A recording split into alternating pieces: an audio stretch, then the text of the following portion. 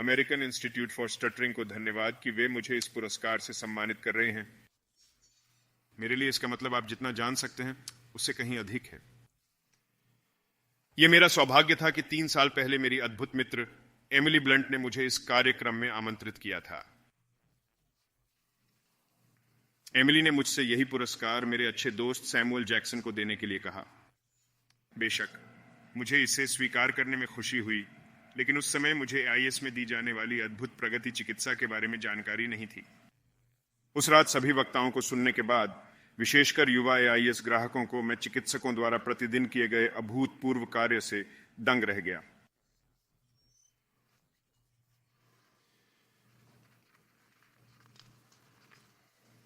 मैं अभी वापस आऊंगा।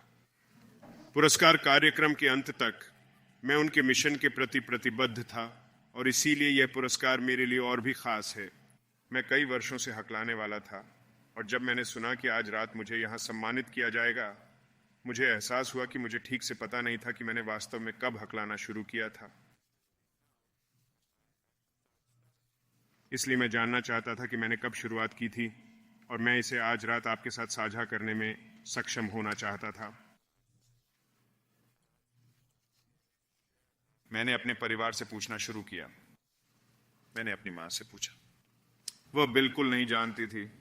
मैंने अपने चचेरे भाई बहनों, अपने स्कूल के दोस्तों से पूछा, लेकिन वास्तव में कोई भी इस पर तारीख नहीं बता सका।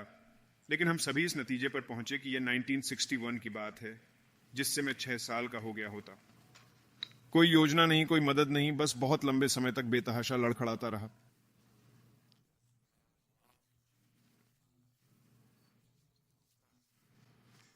लेकिन मेरी अपनी किसी योजना के बिना मेरे साथ एक चमत्कार हुआ।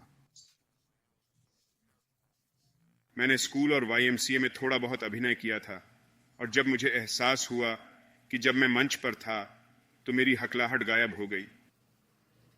निसंदेह मैं पूरी जिंदगी मंच पर नहीं रह सका और मेरा हकलाना तब तक जारी रहा जब तक मैं मॉन्टेक्लेयर स्टेट कॉलेज में स्कूल में था और उनके पास एक शानदार स्पीच थेरेपी विभाग था, जहां विभाग के 2 प्रोफेसर थे।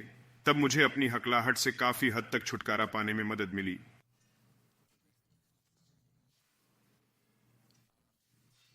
मुझे लगा कि एक और चमत्कार हो गया है। इस कमरे में हर कोई या तो हकला रहा है या किसी ऐसे व्यक्ति को जानता है जिसने इससे निपटा है। और सबसे कठिन बात जो मुझे याद है वह थी एक बच्चे का हकलाना। और इस कमरे में मौजूद युवाओं को मेरी सलाह है कि कभी भी किसी को यह महसूस न कराएं कि आप बहिष्कृत हैं।